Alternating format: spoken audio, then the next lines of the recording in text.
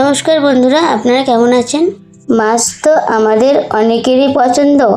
তো এরকম স্পাইসি এবং মুচমুচে রেসিপি হলে অনেকটাই ভালো হয়।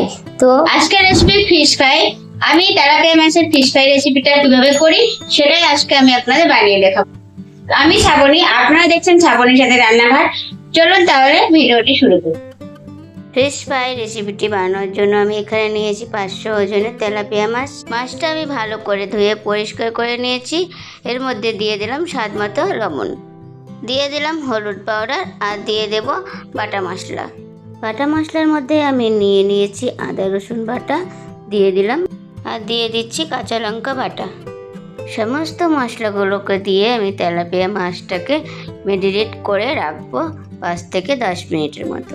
এবারে আমি পোট বানিয়ে নেব। পোট বানানোর জন্য নিয়ে নিয়েছি half cup cornflour powder, 1 cup মতো বেসন আর নিয়ে নিলাম হাফ কাপ চালের গুঁড়ো। মশলার মধ্যে আমি দিয়ে দিলাম 1 চামচ কাশ্মীরি লাল লঙ্কার গুঁড়ো আর দিয়ে দিলাম হাফটা চামচ গোলমরিচ গুঁড়ো আর দিয়ে দেবো স্বাদ মতো লবণ। সমস্ত মশলাগুলোকে দিয়ে বেসন আর কর্নফ্লাওয়ারের সঙ্গে মিশিয়ে নেব, এতে বেসনের দলাগুলো যেন না থাকে আর মশলাগুলো ঠিকঠাক মিশিয়ে দেয়। পোটটা রেডি হয়ে গেছে। এবার আমি ম্যারিনেশন করা মাছগুলো এক এক করে ফ্রোট করে রাখবো 5 মিনিটের জন্য। ফ্রোট করে রেখে দিচ্ছি 5 মিনিটের জন্য। তার কারণ আপনাদেরকে বলবো, ফ্রোট করে মাছগুলোকে যদি সঙ্গে সঙ্গে তেলের মধ্যে ছেড়ে দিই তাহলে মাছের গায়ে থেকে পোটটা তেলে ছেড়ে যাবে।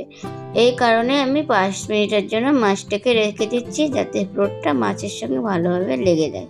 তেলটা গরম হয়ে গেছে। এবার মাছগুলোকে এক এক করে তেলের মধ্যে ছেড়ে দিয়ে ভেজে নেব। মাছগুলোকে তেলের মধ্যে দিয়ে গ্যাসটাকে আস্তে করে রাখবো, এতে মাছগুলো মুচমুচে করে ভাজা হবে। মাছগুলোকে লাল লাল করে ভাজা হয়ে গেছে। এবারে আমি তুলে নেব। আজকে আমাদের রেসিপি ছিল ফিশ ফ্রাই।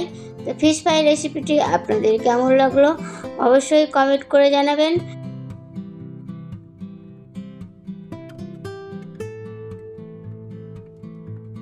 আমার এই ভিডিওটি আপনাদের ভালো লেগে থাকে একটি লাইক ও বন্ধুদেরকে শেয়ার করে আমার পাশে থাকবেন।